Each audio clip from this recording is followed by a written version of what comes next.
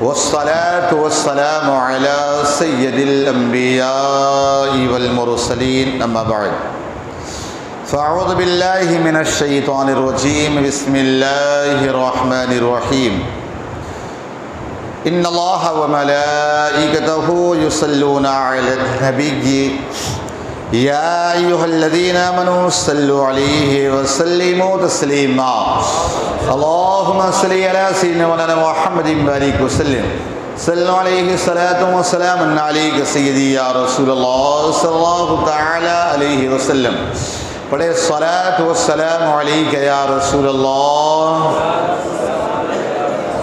الصلاة والسلام عليك يا حبيب الله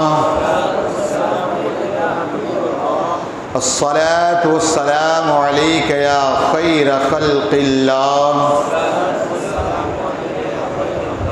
وعلى آلك وأصحابك يا نور الله صلى الله تعالى عليه وسلم بسم الله الرحمن الرحيم بسم الله دخلت وعليه توکلت ونویت سنت الاعتکاف بسم اللہ الرحمن الرحیم ان اللہ یأمرکم ان تؤدوا الامانات الى اہلها واذا حکمتم بین الناس ان تحکموا بالعدل ان اللہ نعم ما یعیدکم به ان اللہ کان سمیعا بصیرا بے شک اللہ تمہیں حکم دیتا ہے کہ امانتیں جن کی ہیں انہیں سپرد کرو اور یہ کہ جب تم لوگوں میں فیصلہ کرو تو انصاف کے ساتھ فیصلہ کرو بے شک اللہ تمہیں کیا ہی خوب نصیحت فرماتا ہے بے شک اللہ سنتا دیکھتا ہے۔ اس آیت کریمہ میں اللہ تعالیٰ نے دو باتوں کا حکم دیا۔ ایک بات تو یہ کہ ہمیشہ امانت داری آپ کے اندر ہو، اور دوسری بات کا حکم دیا کہ کبھی بھی فیصلہ کرنا ہو تو انصاف کے ساتھ فیصلہ کرو۔ کبھی بھی اگر فیصلہ کرنا ہو تو انصاف کے ساتھ فیصلہ کرو۔ اب یہ امانت داری کیا ہے؟ امانت داری ایسے تو سر فہرست مال کے بارے میں ہوتی ہے یا کوئی چیز وستو آپ کے پاس رکھی جائے۔ میں نے آپ کے پاس موبائل رکھا، میں نے کہا اس کو رکھو اپنے پاس، میں آتا ہوں، تو اب ظاہر سی بات اس کی حفاظت کرنا یہ آپ کے ذمے۔ اب ایسا نہ ہو کہ اس کو آپ نے رکھ کر بے جا استعمال شروع کر دیا، دیکھنے لگے کیا ہے کیا نہیں ہے، اور اگر آگے پہنچے اور بھی چیک کرنے لگے، نہیں، یہ طریقہ غلط ہے۔ کسی کے ساتھ امانت میں خیانت، ہمیں کسی کے بھی موبائل چیک کرنے کی بھی اجازت نہیں بلا ضرورت۔ ہاں، اگر جو آپ کے ماتحت ہیں، آپ کے بچے ہیں، بیوی ہیں، اس کو آپ کی نگرانی کرنا یہ آپ پر لازم ہے کہ ہمارا بچہ کیا یوز کر رہا ہے، کیا کر رہا ہے، دیکھنا۔ بہرحال تو مال ہو یا کوئی بھی چیز ہو، اس کی امانت داری، اس کی حفاظت کرنا یہ ہم پر لازم ہے۔ ورنہ آقا علیہ السلام نے فرمایا کہ منافق کی نشانی یہ ہے کہ جب اس کے پاس امانت رکھی جائے تو امانت میں خیانت کرتا ہے۔ مومن کبھی بھی یہ کام نہیں کرتا۔ آپ سوچیں، میرے آقا صلی اللہ تعالی علیہ وسلم نے کیسی امانت داری دکھائی، اپنے تو اپنے غیر بھی ہمیشہ آقا کے پاس امانتیں رکھتے تھے۔ پہلے آج کی طرح پہلے تو نہیں تھا کہ بینک بیلنس کر دو حفاظت ہو جائے، اتنی تجوریہ یہ ہو، پہلے لوگ زمینوں میں گاڑ دیا کرتے تھے۔ آج تو ایسا نہیں ہے، آج آپ کے پاس بہت ساری فیسلٹی، بہت ساری معاملات ہیں۔ تو اس زمانے کے اندر لوگ ایک دوسرے کے پاس امانتیں رکھا کرتے تھے، تو آقا علیہ الصلوۃ والتسلیم کے پاس امانت رکھا کرتے تھے اور کہتے تھے ہمیں کسی پہ بھروسہ نہیں، اگر بھروسہ ہے تو محمد عربی صلی اللہ علیہ وسلم پر ہے۔ آپ سوچے، حضرت خدیجہ رضی اللہ تعالی عنہا جب ابھی ایمان نہ لائی تھی، آقا کے نکاح میں نہ آئی تھی، اس وقت آپ سوچے حضرت خدیجہ نے آقا علیہ السلام کو بلایا، چونکہ بہت بڑی وہ عرب کی ملکہ تھی، بہت مالدار تھی، بلایا، کہا کہ آپ میرا مال لے کر کے جائیں، آپ بڑے امین ہیں، امانت دار ہیں، سب کو ایک گنا دیتی ہوں، آپ کو ڈبل دوں گی، چونکہ آپ امانت دار ہیں اور مجھے امید ہے کہ بہت بڑا نفع لے کر کے آئی۔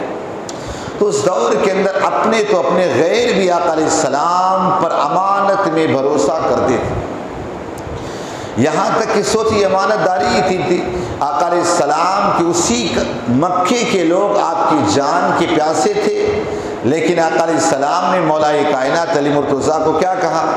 کہا علی تم آج رات میرے بستر پر گزارو اور صبح اتنی امانت فلاں کو، اتنی امانت فلاں کو، اتنی امانت فلاں کو دے کر کے تم مدینے آ جانا، آ کر کے مدینے آ جانا۔ اب آپ سوچے ذرا، انسان جان کا پیاسا ہے لیکن آقا علیہ السلام پھر بھی کہا نہیں، امانت اس کی دے کر کے۔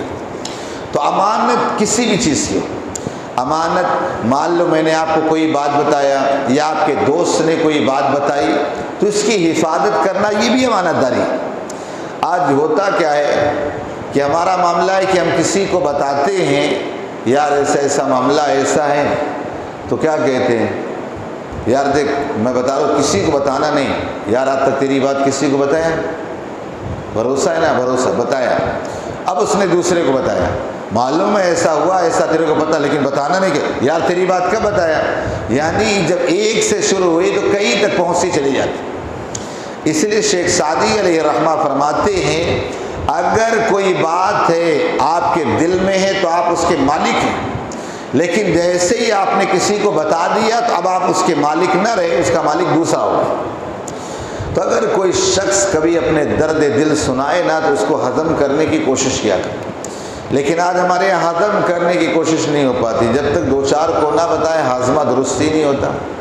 تو یاد رکھیں مال یہ بھی رکھا کوئی، وہ بھی امانت داری کرنا ہے، کسی نے کوئی بات بتائی اس کی بھی حفاظت کرنا یہ بھی امانت داری ہے۔ اس کے بعد دوسری چیز جو فرمایا اسی امانت داری میں کہا گیا، اگر کوئی بادشاہ ہے، اگر اس کے ماتحت جو لوگ ہیں نا اس کے ماتحتوں کو جو ہے نا صحیح جو جس کا حقدار ہے وہی اس کو دیا جائے۔ لیکن آج ہمارے یہاں جو ہے نا انسان کو اگر چھوٹی موٹی پوسٹ بھی مل جائے نا وہ انسان اس کا مس یوز کرتا ہے۔ آپ دیکھیے امامت جو ہے نا منصب کس کا ہے؟ علم والا ہو، مفتی ہو، بہترین قرآن پڑھنے والا ہو، بہترین علم والا ہو، عالم ہو، مدرسے کے حالات سے واقف ہو، دیکھا ہو، تب جا کر کے مصلی پر کھڑا ہو۔ لیکن آج آپ دیکھیں حالات یہ ہوتے جو مالک بنا بیٹھا ہے کیا اس کے ساتھ امانت داری کر رہا ہے؟ نہ جانے کتنی مسجدوں میں ایسے کو بیٹھا دیا اپنا سمجھ کر، وہاں علم نہیں دیکھا، اس کا پاور نہیں دیکھا، علم کے ساتھ ساتھ اس کی تقوی دیانت داری نہ دیکھی، یوں ہی بٹھا دیا۔ یہ بھی بہت بڑا فراڈ اور امانت میں خیانت کرنا ہے۔ اللہ نے کوئی بھی آپ کو پوسٹ دی ہے اس کا صحیح استعمال کرنا، یہ بھی امانت داری میں آتا ہے۔ تو آپ دیکھ لیں آج بہت ساری جگہوں پر نہ وہ جو نماز پڑھا رہا اس کا حقدار ہے ہی نہیں، کیوں؟ اس کے پاس نہ کوئی تعلیم ہے، نہ کوئی بہترین اس قسم کی وہ چیزیں ہیں، بس یوں ہی اپنا بندہ بٹھا دو، اپنا بندہ بٹھا دو، یہ کمال نہیں، یہ بھی بہت بڑی خیانت ہے۔ تو یہ امانت داری میں خیانت داری، امانت میں خیانت نہیں ہونا چاہیے۔ دوسری چیز سرمایہ عدل اور انصاف، یہ اسلام کی خوبصورتی، عدل و انصاف کرنا، صحیح فیصلہ کرنا، یہ اسلام کی خوبصورتی۔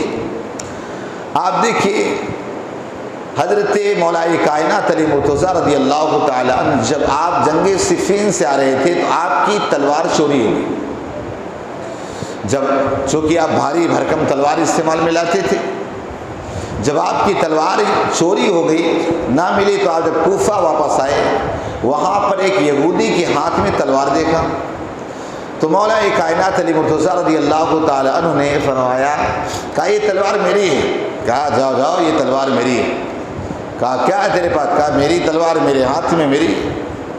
حضرت مولا کائنات علی مرتضیٰ رضی اللہ تعالیٰ عنہ گئے، جا کر کے قاضی شریح کے پاس ہی مقدمہ لکھایا، جا کر وہاں مقدمہ لکھایا، قاضی نے یہودی کو بھی بلایا، حضرت مولا کائنات علی مرتضیٰ کو بھی بلایا۔ اب جب دونوں آمنے سامنے ہوئے تو قاضی شرح نے کہا علی بتاؤ تمہارا معاملہ کیا ہے؟ کہا اے قاضی صاحب، کہا اس نے میری یہ جو تلوار ہے نا، اس نے میری تلوار چوری کر لی ہے، تلوار میری ہے اور یہ چوری کر لیا ہے۔ تو قاضی صاحب نے یہودی کو کہا کیا واقعی تم نے چوری کیا ہے؟ کہا نہیں حضور یہ میری ہی ہے، میرے پاس ہے، میری یہی ہے۔ تو کہا اے علی تم کوئی گواہ پیش کرو۔ تو کہا گواہ میرا غلام عنبر ہے اور ساتھ ہی ساتھ امام حسن ہے۔ تو کہا عنبر تو تمہارا غلام ہے، اس کی بھی گواہی آپ کے حق میں قبول نہیں ہوگی، اور اس کے علاوہ یہ حسن آپ کے بیٹے، ان کی بھی گواہی نہیں ہوگی۔ قاضی صاحب نے فیصلہ کیا اور کہا یہودی جا یہ تلوار تیری، چونکہ کوئی بات دلیلوں کے دائرے میں ہوتی ہے۔ جب یہ بات ہوئی نا، اللہ اکبر، وہاں سے وہ یہودی نے تلوار لا کر حضرت علی رضی اللہ تعالیٰ کے قدموں میں رکھ دیا۔ اے علی آپ پاور میں تھے، چاہتے تو ظلم سے تلوار لے لیتے، لیکن آپ کے خلاف فیصلہ ہے پھر بھی آپ نے قبول کیا۔ کہا میں جان گیا اس سے سچا کوئی مذہب نہیں ہے۔ فوراً وہ یہودی کلمہ پڑھتا اور دائرہ اسلام سے وابستہ ہو جاتا۔ امانت داری دیکھ کر آج بہت ساری چیزوں میں ہم سوچتے ہیں یاد رکھے کافر ہے تو اس کے ساتھ اور امانت داری دکھاؤ تاکہ اسے پتہ چلے کہ اسلام ہے کیا۔ لیکن ہمارا تو معاملہ ایسا ہے کہ ہم سوچتے کس کو بیوقوف بنا جائیں، کس کو راتوں رات کروڑ پتی بن جائیں، راتوں رات کیا ہو جائے۔ نہیں، یہ طریقہ غلط ہے۔ آپ دیکھیے اسی ہندوستان کے اندر ایک بادشاہ گزرے جن کا نام غیاث الدین بلبن ہے۔ ویسے آج ہمیں تاریخ تو پتہ ہی نہیں ہے کہ تاریخ ہماری ہے کیا، ہمارے بادشاہ کتنے گزرے۔ جیسے آج وہ چل رہا ہے نا کہ حضرت اورنگزیب علیہ الرحمہ نے نہ جانے کتنے ان کے بت خانوں کو اڑایا اور پتہ نہیں کتنے کو مارتے تھے، فلا کرتے تھے۔ اب دیکھیے تاریخ کے ساتھ کیسا کھلواڑ اور چھیڑ چھاڑ۔ تاریخ پڑھ کر کے دیکھو حضرت اورنگزیب علیہ رحمۃ الرضوان نے کس انداز میں ان کی بھی حفاظت کی، ان کی بھی حفاظت کی۔ لیکن وہی ہے اللہ رحم فرمائے۔ آپ بتاؤں بنارس چونکہ اس زمانے کے اندر اکھنڈ بھارت پورا تھا، پاکستان، بنگلہ دیش، افغانستان کا اکھنڈ بھارت تھا۔ حضرت اورنگزیب علیہ الرحمہ کی حکومت تھی، اللہ اکبر۔ اب وہاں پر جو بنارس کا جو گورنر تھا نا وہ مسلمان تو تھا لیکن وہ تھا بدکار۔ اس کا معاملہ یہ کہ نئی نئی عورتیں ڈھونڈتا رہتا تھا۔ ایک شکنتلا نام کی ایک لڑکی تھی، اس کی باری ہے، وہ ماں بیٹی دونوں ہی تھی۔ جب پتہ چلا کہ ہمارے یہاں معاملہ چلنے تو وہ لوگ چل کر وہاں سے دلی آئے۔ دلی آنے کے بعد یہاں بتایا ایسے ایسے معاملات تھے۔ کہا بیٹی جا تیری حفاظت ہو جائے گی، جا تیری بیٹی حفاظت ہو جائے گی۔ اللہ اکبر۔ کہا بیٹی جا تیری حفاظت ہو جائے گی۔ جب کہہ دیا، اس زمانے میں لوگوں کو بھروسہ بھی تھا کہ جب بادشاہ نے کہا اپنی حفاظت ہو جائے کہ وہاں سے چل کر آئی۔ اور جو تاریخ اس تاریخ وہاں کا بنارس کا گورنر اس کے گھر پہنچا نا، اللہ اکبر، جیسے ہی پہنچا نا تو وہاں دیکھا شکنتلا اور اس کی ماں نے کہ یہاں پر تو کوئی اور بندہ یہاں پر ہے، سفید داڑھی والا ہی ہے۔ کہا بیٹی لائٹ بند کر دو۔ لائٹ بند کر جیسے ہے آپ نے خنجر سے اس کے 2 ٹکڑے کر دیے، خنجر مار مار کے، اور اس وقت کا لائٹ چالو کر دیکھو وہیں پہ وہ مار دیا۔ اس کے بعد چلا گیا۔ بتانا یہ کہ اگر غیروں کے ساتھ اگر ناانصافی ہو کرتے تو کبھی غیروں کی طرف توجہ دیتے، لیکن آج دھرم کا چشمہ ایسا پہنا کر اندھا کر دیا گیا ہے کہ اللہ ہی رحم فرمائے۔ بہرحال ہمیں ڈرنے کی ضرورت نہیں، ہمیں پکا مسلمان بننے کی ضرورت ہے۔ لوگ ڈرتے بہت ہیں یار۔ خالد بن ولید نے کیا کہا اگر آپ کی موت نہ ہوگی تو موت ہی آپ کی زندگی کی حفاظت کرے گی، اور اگر آپ کی موت ہوگی تو یاد رکھو زندگی موت سے جا کے لپٹ جائے گی۔ اور کہا اے لوگوں دنیا والوں کو بتا دینا کہ اگر میدان کارزار میں لڑائی جھگڑے کے درمیان اگر موت آتی جنگ کے درمیان تو کبھی بھی خالد بستر پر نہیں بلکہ میدان جہاد میں وہاں شہید ہوتا، لیکن آج یہاں پر بستر پر اس کا انتقال ہو۔ تو ہم لوگ موت سے بڑا ڈرتے، مر گئے تھے، مرنا تو ہی۔ غرض یہ کر رہا تھا کہ ہندوستان کے اندر ہمارے بہت سارے بادشاہ ایسے گزرے ہیں نا کہ آج ہمیں ان کی تاریخ پتہ ہی نہیں، جس طرح لوگ بتا دیے ہسٹری بدل کر اسی طرح ماننے لگ جاتے ہیں۔ بہرحال تو اس ہندوستان کا ایک بادشاہ گزرا جس کا نام تھا غیاث الدین بلبن۔ اب یہ غیاث الدین بلبن ایک مرتبہ شکار کرنے کی غرض سے گیا جنگل میں، شکار کو مارا، شکار تو بھاگ گیا، لیکن اس کا جو تیر تھا نا، جا کر کے ایک غریب بیوہ عورت کے لڑکے کو لگا، وہ مر گیا۔ اب وہاں سے وہ بیوہ عورت جو اس کا بچہ انتقال کر گیا، روتی چیختی چلاتی وہاں سے سیدھا قاضی سراج الدین کے پاس پہنچی، کہا ہے ایسا ہوا ایسا ہوا ویسا ہوا۔ قاضی سراج الدین نے فوراً ایک حکم نامہ جاری کیا اور کہا فوراً بادشاہ غیاث الدین بلبن یہاں پہ حاضر۔ آپ سوچیں ذرا، جیسے ہی غیاث الدین بلبن نے سنا فوراً آپ تیار ہو گئے کہ ہاں بھائی قاضی نے بلایا، چیف جسٹس نے بلایا ہے فوراً، لیکن آپ نے اپنے خادم کو کہا ایک خنجر لاؤ زہر سے بجھایا ہوا، رکھ لیے۔ تو سارے لوگ ڈر گئے کہ آج قاضی صاحب کی خیر نہیں، قاضی صاحب کا تو کام تمام ہو جائے گا۔ آپ سوچیے ذرا، کیا آج اگر اس طور پر وارنٹ جاری ہو جائے تو کیا آج کے نیتا آتے ہیں؟ آج کے نیتا آتے ہیں؟ اور پھر اگر ایک بیوہ ہو، یتیم لڑکی یتیم ہو، تو اس کی فریاد سننے کے لیے کون آتا ہے؟ آپ پولیس اسٹیشن چلے جاؤ، پولیس والے نہیں لکھیں گے۔ یہاں کا کوئی ڈان بھائی ہونا، پولیس والے اتنا کھا کے بیٹھے ہو تو آپ جا کے رپورٹ لکھا تو آپ کی رپورٹ بھی نہیں لکھیں گے، سمجھے نا۔ پھر اگر بڑا کوئی نیتا ہو تو پھر اس کی کون جا کے لکھے گا؟ تو آج یہاں سارے معاملات یہ سب چل رہے ہیں، اور اگر ہو جائے نا لکھ بھی لینا تو پھر آپ کو دوڑاتے رہیں گے، دوڑتے رہو۔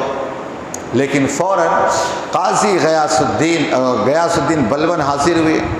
اب قاضی صاحب اپنی چیف جسٹس کی کرسی پر بیٹھے تھے۔ اب یہ غیاث الدین بلبن عام قیدیوں کی طرح، عام مجرم کی طرح وہاں سامنے کٹگرے میں کھڑا ہوا۔ ادھر وہ عورت تھے۔ قاضی سراج الدین دولہ نے کہا بتاؤ تمہارا مقدمہ کیا ہے؟ کہنے لگے قاضی صاحب یہ جو بادشاہ سلامت تھے انہوں نے میرے بیٹے کا قتل کیا ہے۔ کہا کیا تمہارے پاس کوئی گواہ ہے؟ کہا میرے پاس گواہ بھی ہے۔ کہا تیر بادشاہی کا لگا، کیا تمہارے پاس گواہ؟ کہا میرے پاس گواہ ہے، گواہ پیش کی۔ بادشاہ نے پوچھا ہے بادشاہ تمہیں کچھ کہنا اپنی صفائی میں؟ بادشاہ نے کہا ہاں اے قاضی صاحب میرا ہی تیر اس کو لگا ہے اور میری ہی تیر سے انتقال کر گیا۔ تو قاضی صاحب نے فیصلہ سنایا کہ 3 آپشن ہیں، یا عورت تو ان کے قتل، اپنے بیٹے کے قتل کے بدلے میں قتل کر دے، جان کے بدلے میں جان، قصاص بدلہ، یا تو تم اس سے کچھ دیت مال لے کر کے اسے آزاد کر دے، یا تو جو چاہے معاف کر دے، یہ بھی تیرے لیے اچھا ہے۔ 3 آپشن تیرے لیے، تیرے کو چوز کرنا ہے، اختیار کرنا۔ اب اس کے بعد اس عورت نے سوچا، کہنے لگی اے قاضی صاحب میں قتل نہیں کرنا چاہتی، جان کے بدلے جان نہیں، آپ مجھے مال دلا دے بادشاہ سے، بس یہی مال، اور میں نے اسے معاف کر دیا۔ بادشاہ کے پاس مال کی کمی ہوتا نے جتنا بولا بادشاہ نے اتنا دے دیا۔ اب اس کے بعد قاضی صاحب نے کہا کہ اے عورت یہ بتا، تجھے تو آج جان کے بدلے جان لینے کا موقع تھا، تم نے جان نہ لیا۔ تو عورت کہنے لگی یقیناً جان کے بدلے جان میں لے سکتی تھی، ایک بیجا جان تو جا چکی تھی، اور اتنا امانت دار، اتنا انصاف پسند بادشاہ جو ہے وہ آیا ناحق کسی بادشاہ کی، ناحق کسی اور کی جان جائے جس کی وجہ سے رعایا پریشانی مبتلا ہو۔ اب مجھے جان نہیں چاہیے، بس دولت ہی چاہیے۔ اب اس کے بعد جب سارے معاملات ختم ہو گئے تو وہاں سے قاضی غیاث الدین بلبن جو بادشاہ کا نیچے اتر کر آیا، آ کر کے کمر سے خنجر نکالا اور نکال کر کہنے لگا اے قاضی صاحب اگر آج آپ صحیح فیصلہ نہ کرتے تو اسی خنجر سے آپ کا کام تمام کر دیتے۔ کہا اگر آپ اس صحیح فیصلہ نہ کریں اسی خنجر سے تمہاری گردن مار دیتے۔ قاضی سراج الدین نے فوراً رحمۃ اللہ تعالی اپنے مسند کے نیچے سے آپ نے ہنٹر نکالا، کوڑا نکالا، کہا اے بادشاہ سلامہ سن، جب میں آج گھر سے نکلا تھا نا، اسی ارادے سے نکلا تھا کہ اگر بادشاہ صحیح میں مانا تو مانا، ورنہ اسی ہنٹر اور اسی کوڑے سے مار مار کر کے بادشاہ کو یہ سزا منوا لوں۔ اب سوچ، یہ تھا اسلام کا قانون، تب جا کے آج ان کا وجود باقی، ورنہ اگر ہم ظلم کرتے کوئی باقی رہتے، کہتے مغلوں نے یہ کیا، فلاں نے یہ کیا، فلاں نے یہ کیا۔ ظاہر سی بات اگر یہ ہوتے نا، آج مغلوں کی یاد مٹانے کی غرض سے، کہ بھائی لوٹا تو نہیں، یہیں کا یہیں پہ استعمال کیا، بھائی یہیں پہ رہا۔ آج لال قلعہ ہے جو تم یوز کرتے ہو، قطب مینار ہے تم یوز کرتے ہو، تاج محل ہے تم باہر سے کوئی اس کو گیسٹ ہاؤس اس کو دکھانے کے لیے، یا تو باہر سے گیسٹ آیا ہے تو آپ نے جو بنوایا ہے شوچالے جا کے وہاں سب دکھا دو کہ ہاں یہ میں نے بنوایا ہے، یہ ہو سکتا ہے۔ بہرحال بتانے کا مقصد یہ ہے کہ مذہبی اسلام کے اندر عدل اور انصاف ہمیشہ رہا، لیکن آج ہمارے معاشرے کے اندر عدل اور انصاف باقی نہ رہا۔ آپ دیکھیے ایک باپ ہے، اگر اس کے بیٹے کے خلاف کوئی معاملہ تو اسے دبانے کی کوشش کرے، ایک بیٹا ہے باپ کی بات ہے وہاں 100 جھوٹ بول کر کے دبا لے جائیں، بھائی بھائی کا معاملہ وہاں پر ایسا، یعنی انصاف نام کی آج چیز باقی نہ رہے۔ آپ نیچے سے لے کر اوپر تک دیکھ لیں آپ، ورنہ مذہبی اسلام کے بدلے اگر قتل کے بدلے قتل ہو، گردن کے بدلے گردن مار دی جائے، تو آج یہ جتنے قتل گیری ہو رہی ہے، لوگوں کی گردنیں ماری جائے، کوئی مار پائے گا؟ آج فٹ کر کے 2-4 مرڈر کر کے بھائی صاحب بن جاتے، بھائی بھائی، اللہ ہی رحم فرمائے۔ بہرحال تو آج کے درس کے اندر اللہ رب العزت نے پہلی نصیحت یہ دی، امانت داری، چاہے وہ مال ہو اس میں بھی امانت داری، اگر کسی نے بات بتائی اس میں بھی امانت داری، اگر کسی پوسٹ پر آپ ہے اس میں امانت داری، یعنی کوئی بھی فیلڈ میں آپ ہو وہ آپ کی امانت داری ہونا چاہیے، جو سچ ہے وہی بولو۔ لیکن آج یہ امانت داری بھی ہمارے یہاں نہیں پائی جاتی، الزام، تہمت، یہ ساری برائی آج ہمارے یہاں پیدا ہو، اللہ ہی رحم کرے۔ تو پہلی چیز مذہب اسلام کے مطابق یہ امانت داری کرنا ہے، امانت داری یہ بہت ضروری ہے۔ امانت کے انصاف کے اصول میں سے دیکھو کچھ اصول بیان کیے گئے، مان لو کہ کوئی بڑا آدمی کوئی چھوٹا آدمی ہے، تو وہاں اگر جب کچہری میں پہنچے گا دونوں کے لیے اصول کیا ہونا چاہیے؟ تو کہا اپنے پاس آنے میں جیسے ایک کو موقع دے دوسرے کو بھی دے، ایسا نہ ہو کہ ایک کی بات سن لیا دوسرے کی سنا نہیں، انصاف فیصلہ ہو گیا، نہیں، دونوں کی باتیں سنی جائیں۔ آج ہر جگہ یہی، آج بہت ساری خرابیاں جو ہوتی ہیں نا یہی ہوتی ہے، ایک پکش کو سن کر فیصلہ کر دیا جاتا ہے، دوسرے پکش کو ہم سنتے ہی نہیں، اور آج بھی کانا پھوسی، جاسوسی، یہ ساری چیزیں رہتی ہیں، اس لیے پریشانیاں ہیں۔ پھر دوسری بات کہیے نشش دونوں کو ایک جیسی دے، یعنی جو جہاں کھڑا ہے چھوٹا آدمی وہیں وہ مجرم بڑا آدمی وہ بھی کھڑا ہو، ایسا نہ ایک کے لیے بہترین پروٹوکول ایک کے لیے کچھ ہے ہی نہیں، ایسا نہیں، دونوں کے لیے برابر، اور دونوں کی طرف برابر متوجہ ہوں، ایسا نہ ہو بڑا آدمی ہاں آپ تو صحیح ہے، ہاں ہاں اس کی طرف دیکھنا ہی نہیں، جتنے ٹائم ادھر اتنے ٹائم ادھر، دونوں کو برابر ٹائم دے۔ پھر فرمایا کلام سننے میں ہر ایک کے ساتھ ایک ہی طریقہ رکھیں، یہ نہ ہو ہاں ایسا ہوا ہاں سن رہا ہوں، ایسا نہیں، دونوں کا طریقہ جو ہو ایک ہی۔ تو پھر فرمایا فیصلہ دینے میں حق کی رعایت کرے، جس کا دوسرے پر حق کو پورا دے۔ حدیث پاک میں فرمایا کہ قرب انصاف کرنے والوں کو قرب الہی میں نور کے ممبر عطا کیے جائیں گے، سمجھے نا، نور کے۔ اب چاہے آپ اپنے بیوی اور اپنے ماں میں فیصلہ کرنا ہو یا بھائی بھائیوں میں فیصلہ کرنا ہو، سب جگہ صحیح انداز میں فیصلہ کرے، تبھی جا کر کے آپ کے لیے بڑی رعایت ہوگی۔ اللہم صلی علی سیدنا مولانا محمد بارک وسلم صلی علیہ